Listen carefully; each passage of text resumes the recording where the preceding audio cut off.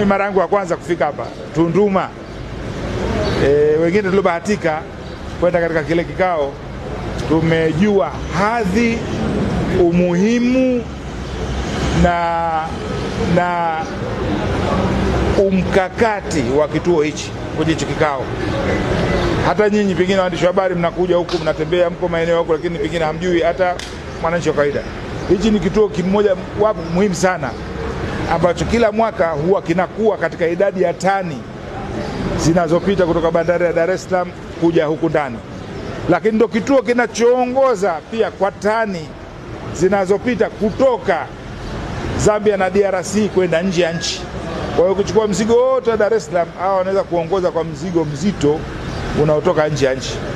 Kwa hiyo ni kituo muhimu sana na ni mkoa muhimu sana na ni mpaka muhimu. Naweza kusema mpaka huu unashindana na mipaka mingi mengine ya Tanzania, lakini kwa volume ya cargo, kwa volume ya tani za container, kwa volume ya loose cargo, kwa volume ya mzigo kutoka, kituo hichi kinaongoza.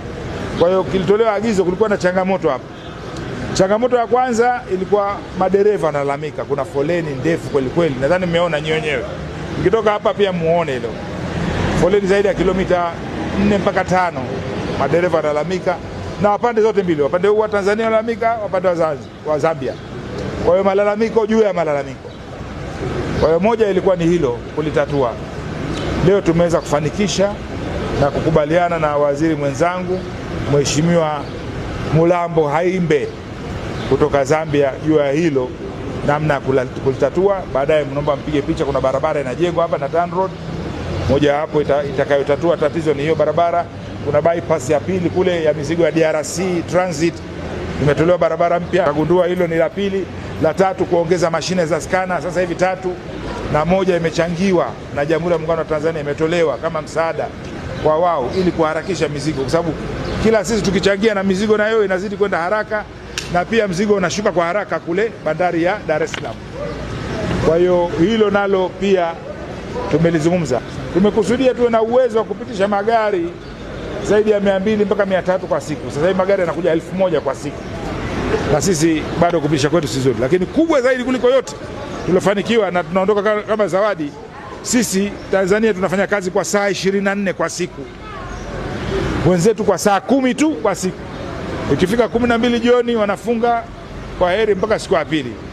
Lakini kikao cha leo na waziri ameshajicommit na amekubali na amezungumza na wao, watakuwa wanafanya saa 24 kwa siku.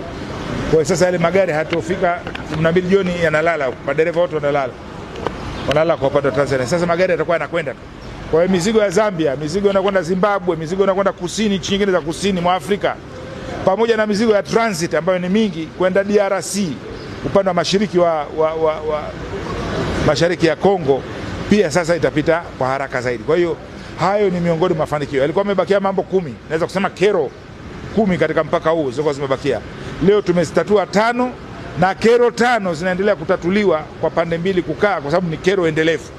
Mfano kero ya madereva kuendesha vibaya barabarani na kusababisha ajali ni kero ya kudumu. Kwa hiyo inaendelea kufanywa kazi kwa pande mbili kukaa na kutoa mafunzo kwa madereva ili madhila hayo ya barabarani sitoke. Mnajua barabara zetu sio pana, hazina lane nyingi.